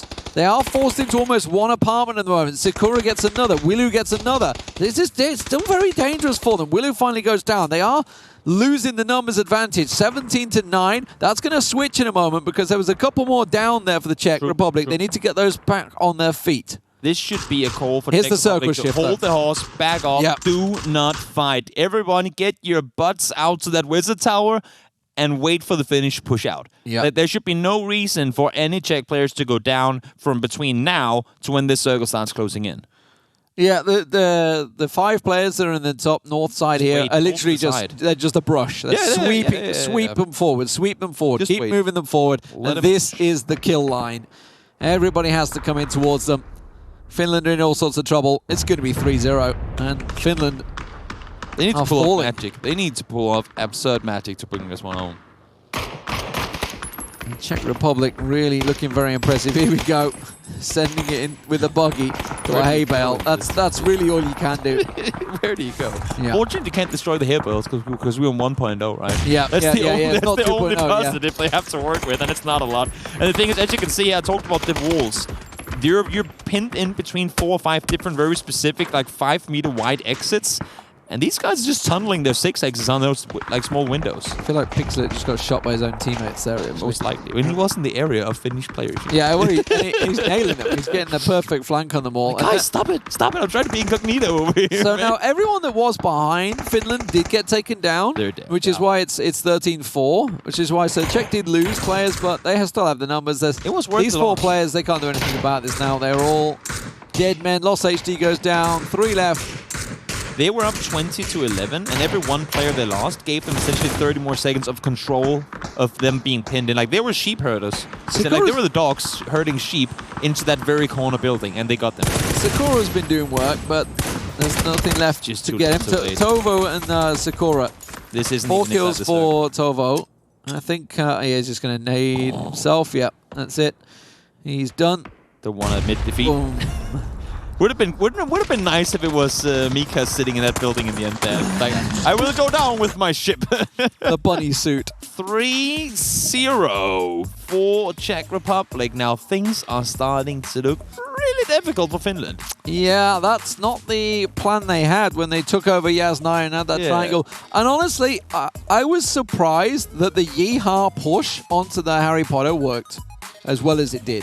They should have allowed it. They lost numbers, but they just instead they overwhelmed them. And the thing is, I think what worked so well for Czech Republic, it wasn't just the yellow push. They came in from every angle. Yeah. So obviously everybody in the Harry Potter is like, oh, there's people coming from the west, from the east, from the south. Oh my God, we're getting overrun. And then just got completely surrounded. And then, I think there was like 3 or 4 in the crate as well. For some reason that just got naded out. I think Finland just committed too hard to Yasnaya in the very early game because you saw they had the yellow house but right here. They needed these yellows. Look at how, because we talked about 3 spots. We talked about yellows, we talked about heaven, we talked about Yasnaya. Yasnaya was the place with fewest players. And while this happened, all the players from heaven rotated right past you like, hey guys, hope you're doing well, over towards Yasnaya to bank on that and said, had they gone 2 yellows to take the fight to them there, they would have had the numbers and this would have never happened. Yeah, I'm really surprised that the push on Harry Potter, how well it worked, and then obviously, the Yasnaya guys, to be fair, they whittled down the numbers of the Czech Republic pretty well, the players that were in Yasnaya, but at the end of the day, as we said, if it ever pulls away from here, there's no way they're going to win. Yeah, exactly. And the Czech Republic knew that the whole time. That's why they took the Harry Potter. Yeah. It gave them that out. And of course, it does mean it is 3-0 for Czechia now. Absolutely fantastic stuff from them. Spike thought 4-1, 4-2, but the 4-0 is absolutely on now. Can they do it? Can they make a clean sweep into the lower bracket finals? Find out after the break.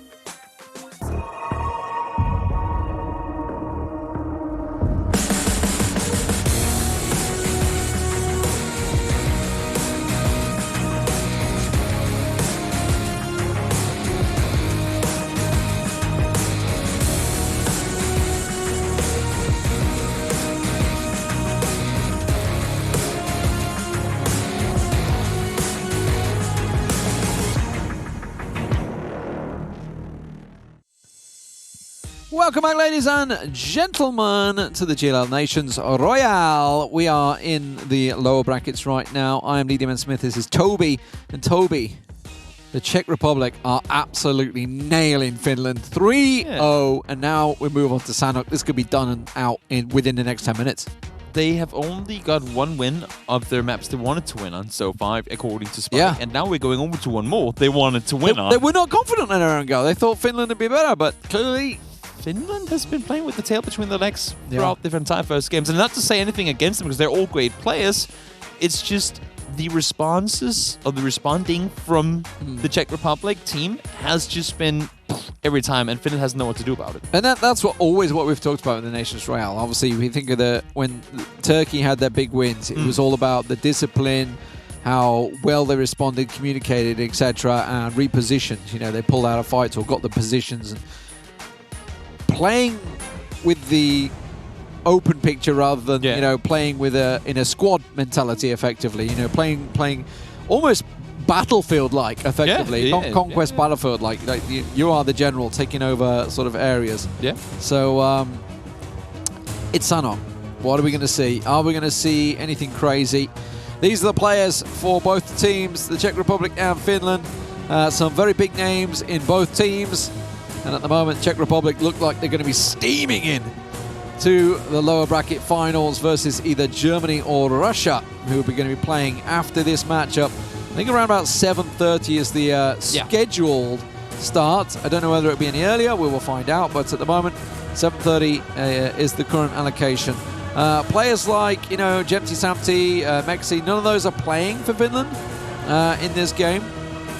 Just so you're wondering, I know a lot of people out there, oh, where's the other player? But you know, it's totally up to them whether they play. Mikaz, you know, there's like obviously Mikaz, former ENTS leader. There's about 3 other ENTS players. N47, 2 players in there. Lost HD, I know who he actually plays for these days. Obviously, we used to play in the MPL. With the actually, is he still with the Rommers? I think so. I think he's still with them. They're the one team in the MPL that actually stuck together. Yeah. I think one thing that we haven't really talked about, and a thing that I mean, we got to keep in mind, we've always talked about Turkey as being the Nations Royale lords, and they were unbeatable. Czech Republic beat Turkey. And Spike said it as well. That's the toughest opponent. That's the toughest opponent so far. And I think one thing that they do well, that Turkey also always has been good at, is isolation. Figuring out where your opponents are weak and where their smaller forces are, and deal with them quickly, like we saw them do in the yellow houses. Wipe them out, because once you have that just 5-6 player lead, more often than not, that's your winning play. It was like playing chess. It's like, move on to the yellow houses, move on to the Harry Potter. It's like, take that piece, take that piece, take that piece. Now, using the forces and committing to, as you say, taking down the chunks of squads. Exactly. And it worked out so well. So we have a split this time around. It is very much an east-west type of split, which gives the Czech Republic a slice down on the western side, and so almost the south side of Quarry as well. This one goes west. Yeah, if it's, but if it also, on the conversely, if it pulls north, it's good for Finland. Oh my God, it's gone deep south. In all fairness, nobody has a good spot. This one right now. This okay. Now, if Czech Republic can play this well and get down fast, they can cover from Painan all the way down. They can absolutely conquer the entire river sort of bed. There's a lot of hills, especially behind Painan, that you can hold the high ground. Yeah, and Finland could be kept out, but of course it could pull back to the quarry area. It can go anywhere. It can go anywhere. Yeah, I'm just saying, hold the river. If this is where the team that reacts faster wins, because right now there's a gold mine on the south side of this map, and it's up for grabs. Yeah, it's all about which team prioritizes and manages to get their troops down there fast. We can see we have a little bit of a potential skirmish, but right now FFFWST. What? Yep, it just stands. I know it. I just couldn't tell the first 3 Fs apart from everything else, but. Stamps needs to get the hell out, and even if it doesn't, he now knows that there's a lot of opponents there, and now he knows. Yeah, Stamps dead, so he got caught out, first man down. Copot, I saw that was around Quarry, but he's actually managed to get out safe. I don't know how. The rest of them, though, they need to start moving. That's just what I think. There is a bit of a skirmish in the north as well, by the looks of it. So we may see a little bit of fighting. Fake's kind of caught out. Don't see who else is in there. Looks like Kane. I'm surprised by the fact that no one is really moving yet. Yeah, I thought that. I thought there was going to be early commitment, especially from the Czech side of things. Yeah. But they don't seem to be too much of a hurry. Well, I think maybe because obviously they had players around this quarry area. really They're aware that there's not really anybody down there. Exactly. So they don't need to rush to get there. And they will get one down. First of all, down there. Second of all, they aren't moving yet. They have players around Finnish players, so they can tell, well, they're not moving, so why should we stress it? Yeah, we don't need to rush. They're still holding the line. Tractor been picked off. The fake, we were talking about him, how he's the man behind enemy lines, effectively. And he's going to get caught out. It's usually once you get one down, that's all you can find. And Gagi, who's played well throughout the day, has picked him off. Yeah, he's been... now we're moving. Now we're moving. I'm seeing movement already. Yes.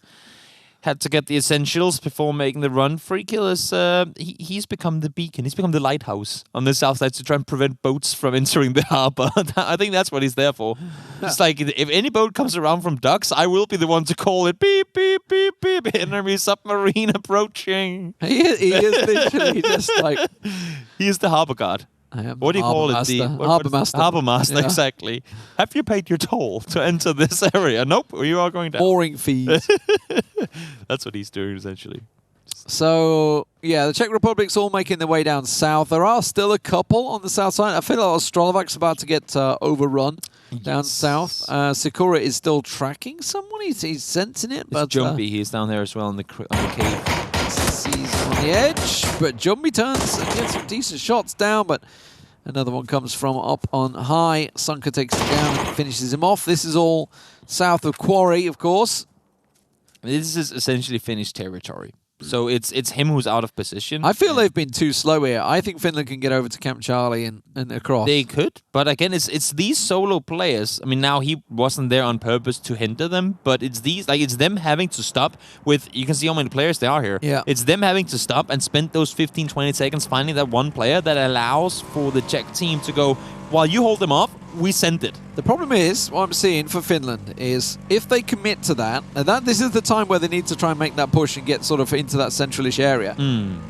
The rest of the team is still not moving. They're funneled. They're still looting Paradise Resort and stuff. It's like they're not even moving. Now that we are on Sanok, though, there is one thing. Vehicles are not easy to come by. No, and if the first players that were But that's up why north, they should be moving. if the first players that were up north took those cars and went, "Ooh, I got a car, I'm going to go down fast."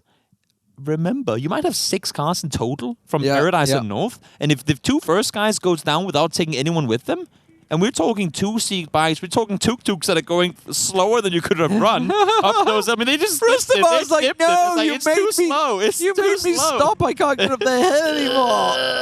God, who's gonna go out back to push? I don't know, but Let's go downhill to get it. but that's what I'm saying. If you don't going. take players with you in these cars, there won't be vehicles for everyone up there.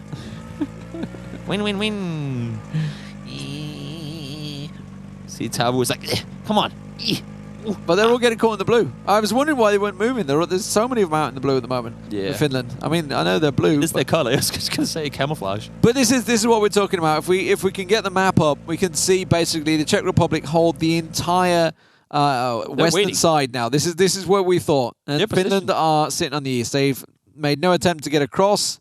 They've actually withdrawn because they were almost at the bridge at one point going down to Camp Charlie, but they've withdrawn now. So they are really hoping for this east shift, or they are going to have an arduous task crossing this river.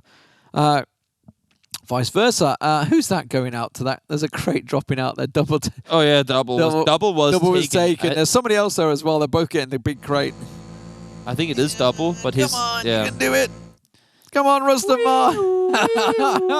He's got a police escort as well. Yeah. He needs it. I think they had to wait. I mean, even though those players wanted to push further down from Finland, they're like, you know what? Because we have players still so far, Yeah, they couldn't it push. won't be worth it. It won't be worth it. So we'll just have to bite the apple and say, you know what? We'll take it as it comes, and then hopefully we get the circle back towards us. But if we don't, at least we're a full team pushing together.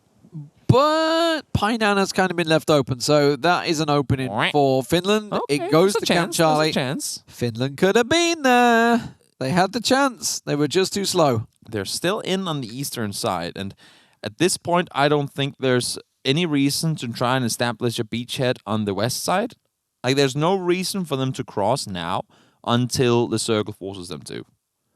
It's simply not worth the risk to go over, lose players, and then have to go back again potentially. At this point, you say, you know what? At least we're all players up right now. We have a 3-player lead because every player. It's not like when we play normally. We can see there's only we can see the teams, but the players can't.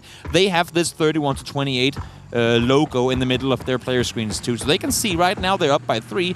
Hold your side. You can see right now actually Loss and I think that's Willow. Yeah, Loss and Willow. They're crossing over to take at least. You don't need more. Just you need to have a building so you can all your players can just funnel and go. Yeah. They're realizing across that the north side is empty, so they're managing to get across. Once they get across, once they've got a foothold, they'll have a way through.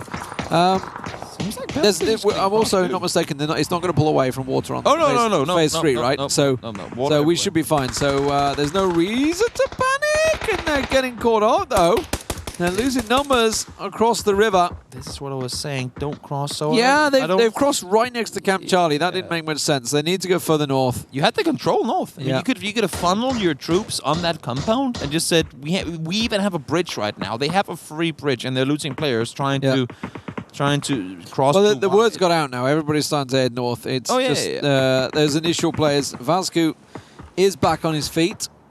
I think it might be a little overconfidence. I mean, right now Finland has the players, the player numbers on this side of the circle because, I mean, I think Czech Republic, the call hasn't come in yet that this is the entire Finnish team. They're still committing players to the west side of the circle to prevent them from running around the side. Pixel's going to go down here. That nade's going to find them as well. That's a great nade from Vasku. Gets himself the double knock, but look at all the nades coming in. He actually dodged most of them. Petsy managed to get taken down, but Vasku, he's on fire. He's burning, he's running for the water. He ran into a game of solitaire right after you win. You know, all the cards come bouncing out towards you. But look at Finland. They've actually got a decent amount across the river. This is dangerous for the Czech. Look at the left side. You can see the swarm that's come over onto this mountainside. There's a lot more Finnish players up here than there is the Czech players. The Czech players are kind of all spread all over the circle at the moment. There's a couple holding the back angles and stuff, but it is looking like it's going to be Czech that are winning the duels. You can see a lot of Finns going down, but finally it is going to be Finland that will start to get a grip. Czech were behind by 7 players at one point. Now it's almost tied. So despite the fact that Finland still looks decent, it could have been looking a lot better. But now they have established that beachhead. They have managed to make their way across. And now it's up to Czech Republic to kind of reset things there. But Finland have got a high hill here. They do. This is the first time that they've had a high point and at the center of the 3 matches we've played so far, this being the 4th. Yep. They do still have something along the lines of 6 players that haven't crossed completely. Look at Dodik. They have Anonymous and... How much information is Dodik getting here? Everything. He's sharing the info of the entire enemy front line with Spike, who is also sitting just on the other side, receiving all of it. Yeah. Potential. Oh, Finland, you better react to this one. You better go and take control now. This is Finland's chance. This is the best chance they've had so far. They had a good chance in game 1. They decided to pull away from Potato. It cost them. This is their best chance. Now, the problem is, if I'm not mistaken, this compound here is kind of on a low ground spot. It is. It's not a good compound at all. It's not a good compound. It can get overlooked. So they have to stay on the hill that they're on. You see, right now they are backing off to take control where other teams will go, we have them in the corner now. We need to pin them. But now Finland is backing off, allowing for Czech Republic to push center. Like, they're essentially giving up. Had they stayed with that hilltop that you said they had, had they stayed with the hilltop, they would have had it. But now they're allowing... the movement, yeah. They're getting completely pinned in again 3 games in a row. And they've backed off. They've backed off, and it's cost them. Because look at this. They're just going to get completely outdone numbers-wise. There's a good shot. Look at Spike. 3 kills in a row. Instant response, and they're just going to swarm that hill now. And Finland are realizing their backs are a little too much. They're trying to turn around. They're trying to recover, but I think it's going to be too late. They're going to be caught down low on low ground again. They had the high ground. Every time Finland has momentum going their way, they slam the brakes. And it has cost them, and it's costing them again, and they might just get 4-0'd now because of it. Spike getting himself some free loot, and he's just worked on. Page trying to get a flanking maneuver for Finland, but it's a little too late. And Gargi, he's been doing some good work for the Czech today. Sure has. Every single kill you get and stay alive through is so crucial for you and your team. Spike just gunning them down, and the nade as well. He's picking up 1, 2, 3. This is all going Czech's way. I'm seeing a 4-0. And again, Finland had the high ground, and they gave it up. They chose to back away, and the Czech absolutely reacted to it so quickly. That's all they had to do. I mean, not all they had to do, because it's really difficult to do, but that is essentially what they had to do, and they reacted to it, as you said, immediately. And look at the kill feed. It only has red players in terms of Finland getting taken down. Wow. Well, Finland, you have crumbled in this matchup, and they are going to be going out of the Nations Royale. The Czech Republic will be moving on to be playing the loser of Germany versus Russia, which will be happening later this evening at 7:30. But this is one-way traffic, barring an absolute miracle. We're going to have a couple of stragglers for Finland. That's about all that's left as they try to take on the 20 remaining players for the Czech Republic. Czech Republic could become the new... I mean, even though they're playing lower bracket right now, I don't see Russia or Germany beating Czech Republic. The way that they're playing right now, I do not see either of those two teams beating. Well, we will see. I never count the Russians out. No, Nations true, Royale. I mean, the way they've been reacting in situations, because think about it this way, they've had 2 out of 3 games where the circles haven't been in their favor. Yeah. They've turned those around, and that is incredibly difficult to do in this tournament format. I would say... Even is not convinced. Yeah, no, I am. But they're also against 2 strong teams, and more importantly, Finland effectively gave them 2 of those games. They completely pulled away from the potato wheel, which they could have held. True. I think... Also, you think Russia would have stayed in that situation? It would have been a different No, outcome? I think Finland is playing squad games right now and looking at compounds and looking at areas and like, okay, that's the center spot, let's take that. Czech Republic is thinking, hold the high ground. Yeah. I mean, it's simple war. If anyone has ever played sort of war games, Seen Star conquests, Wars. those sort of things. Star Wars, yeah. I have the high ground! You cannot beat me! And they go, you cannot underestimate my... Yeah, we can, 4-0. That's my best problem with Gregor. But it is Finland that will fall. 4-0, the Czech Republic. It is a monster performance from the boys. That was a slaughter. And Spike, well, he thought 4-1, 4-2, but 4-0. Holy moly, what a dominant performance. And it was exactly that, a dominant performance. It wasn't, oh, they're getting circles all day, wah, wah, wah, they won the game because of that. They went out and they took the control. And every single time Finland gave them just the smallest bit, they came. In this one, again, Finland's small mistakes. In the previous game, it was just decisive moves like that. And the move on to the yellows, move on to the Harry Potter, take hold of control. Absolutely fantastic stuff. These are some of the highlights. You know, Finland was slow to move, but they did get across the river.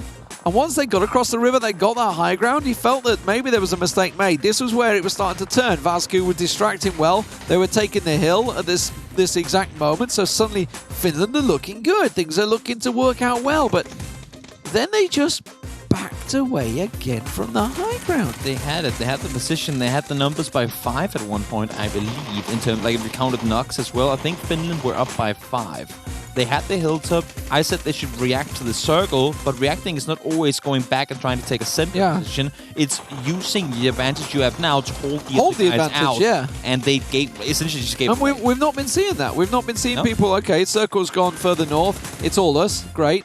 Hold it. Just stay where you are. Yeah. Stay where you are. Get them. They have to push up our hill.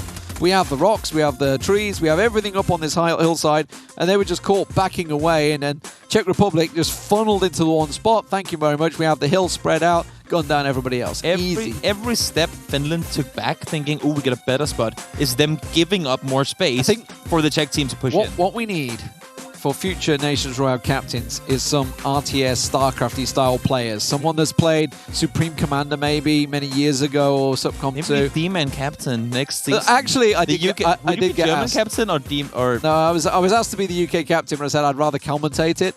What I should have said is UK is going to get knocked out in the first round anyway. Then I'll come and commentate the finals, which is what I should have said. Oh, you could have done that. I probably should have, but to be fair, I am in no shape in my PUBG playing days to actually be a captain. But I was a strategy game player, so from that point of view, I do have the strategy mind. And that's the thing we haven't really discussed, and we shouldn't go too much into it now either, but just how the captains work. We saw Mikas, he was always the front line, always there up and shooting, but Spikey was more of the more modern, I'm in the bunker in the back kind of waiting and kind of maneuvering the troops, where Mikas, he was like full on Braveheart. Well, speaking of the Commander-in-Chief, I believe Spike is on the line with us. Let's hear from Spike. 4-0, a dominant win, buddy. Fantastic stuff. Thank you. Easy peasy for Czech. No, I mean, it was good series, but we did a great job. Like, I would like to thank the whole team. They were listening. The chorus were calling good strats. We over-rotate well if we don't have a circle. We just sieged if we need to. It was really great. I have to ask you one thing. Oh, you can go first if you want to. A couple of things I noticed in it. I just wanted to know, did you purposely have a couple of effectively scouts that would permanently stay around the back? Because I noticed the same names that were always like, he's way out of position, but he's kind of getting a lot of information right now. I mean, we had 4 8s, and every 8 had like 2 in-game leaders who were calling, and they were like doing their job, and they are making like the scouts and giving her the information. So if like they scout something and they knew something that, like for example, there are only 4 or 5 in the yellows of the Yasnaya or the watchtower, so we know we can breach it like 2-8, so 16 versus like 10 or something, doesn't matter, and we are going to win it. Yeah, so that's true that we had some scouts, but it depends on the in-game leaders. In-game leader want to like have a people for the scouts. Yeah, they were scouts. I want to follow on that because you talked about the Yasnaya play, and that was what we were talking about. It's like, because a couple of those games, Finland had position, but you just played it better. And that Yasnaya battle, you basically swamped the yellows from multiple angles. And then the Harry Potter, I had no idea you were going to take that tower, because we thought, oh, well, this is a really strong ground. They had about 8 players there. You hit it from every angle, just like yee-hard in there. I did not expect you to come out on top in that fight. Yep, it was cool. I mean, like I said, we scouted. We knew that there is not a lot of people, like around 5-6 people, so we can breach it with 2 8s. So 16 people are gonna breach you, and you can do shit, if I would like to say it like that. Yeah, because no. It's too hard. You that's have too many. Fantastic. Yeah, it's good. I like that though, but that's like, you just like 2 squads. That's all we need. The rest you contain Yasnaya. Fantastic. Yeah. One quick question, Spike. I was complimenting you throughout the games today of how quickly you reacted to different things that the Finnish teams did, because it was it was as soon as it happened, boom, you had an answer. What is the communication like on the team? Is it a lot of you saying stuff to your in-game leaders that then tell it, or is it them giving it suggestions to you? How does it work on the team? I mean, like I said, we had 5 in-game leaders or 6 in-game leaders who are calling like their stuff, and after that, when we have information, we are following one strategy. So, for example, the Erangel, then we had the north of the Potato Hill, and the Finnish guys had like everything else. So we had to over-rotate to the barns, take a control of the barns. So I called it, we have to take the barns, we take the control of this side, and we can play with it because we know where are they, and we are after that summarizing this information and following one way.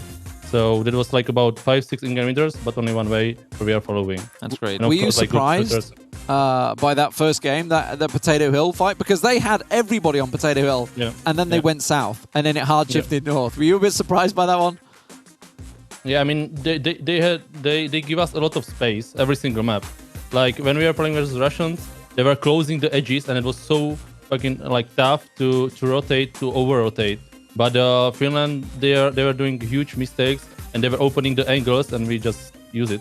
And finally, I want to talk about Vikendi, because that was a map that we felt Finland had, and they allowed you to get out of it's Katana, isn't it? Down on the there. eastern side, get across the bridge. They even had people at the crossroads, but they still allowed you to get across the bridge. And now, was that down to, because you had a couple of guys that delayed them in the main city? Was there sort of like a perceived call of, we need to get across this bridge now? Because it seems that you guys swarmed over the bridge, got the hill, and then they were just locked in the city effectively. That's true. I mean, they did a huge mistake about the bridge. If they close it with like 5-6 people, we can't do anything, because we were stuck on the right side of the river, and the zone is on the left, but they didn't close it, so we can rotate like 2 8s. So 16 people rotate here, and we were like for free the middle, because they were stuck in the main of the city. I don't know the name. One final question from me, Spike. It's going to sound weird, maybe both to you and some of the viewers, but do you feel more useful when you're alive in the game or when you're dead? Because I've talked to captains before who sometimes think it's better to be dead because they can sit and swap around between the players and get multiple camera angles to help influence the tournament, or do you want to be the one out there shooting, or maybe more strategic on the back line? I prefer both. Like, if I'm alive, I would like to try to kill a lot of people. If I'm not alive, I'm helping with the calls and listening all the voices on the TeamSpeak and giving the information for another or mine squad. So, like, I prefer both. I was playing like the first three matches. I was playing quite a passive because I don't want to die and I want to like give information everything for my squad. But the last match I was going. Yeah, I noticed. He was out there. I noticed that on the hill. He was up at the front bridge. He's like, "We got this, boys. Let's go." Yeah, well, congratulations, man. That's all we can say. Do be sure to get your notebook out. You know, Germany, Russia, playing up. As you say, you've played Russia already. You know how hard it's going to be. I mean, it's any going to be predictions? so... Yeah, it's going to be so tough for the Germans. Like, I would like to say the Russians, they had like 30 players from Contender Opel, and they are so good. Like, they were, like I said, we lose 0-3, and they were closing angels. They are good fighters. They good rotate. If they in a circle, they over rotate. They fight. They are so good, and it's gonna be so hard for the Germany. And I would like to say it's gonna be really nice to match for you. Absolutely fantastic stuff. So basically, you're saying you're playing Germany and tomorrow morning. Tomorrow afternoon. I would like to say. Well, best of luck to you. I'm looking forward to casting you tomorrow, and I hope you enjoy the match coming up. That is Spike, ladies and gentlemen. Obviously, he's the captain and general of the Czech Republic, who've now just won 4-0 over Finland. Absolutely dominant stuff, Toby. Yeah, they have the Scandinavian. Yeah, that's it. Norway, Denmark, Finland. I mean, effectively they did Sweden because they took Sweden Denmark, right? So they've just yeah. done the lot. They've just took the clean sweep and on to Germany or Russia. We will find out. That's going to be at 7:30. So give yourselves what you got about 2 hours? No, an hour and a half. An hour and a half. No, 2.5 hours. Jeez, we finished early. No, it's 6:30. It's 6 o'clock. What am I on about? I can't. Demon, I'm just gonna let you talk and give 90 minutes, people. 90 minutes. That's what you got. Go and play a couple of games of PUBG and then come back refreshed for Germany versus Russia. You're not going to want to miss it. It's going to be fantastic.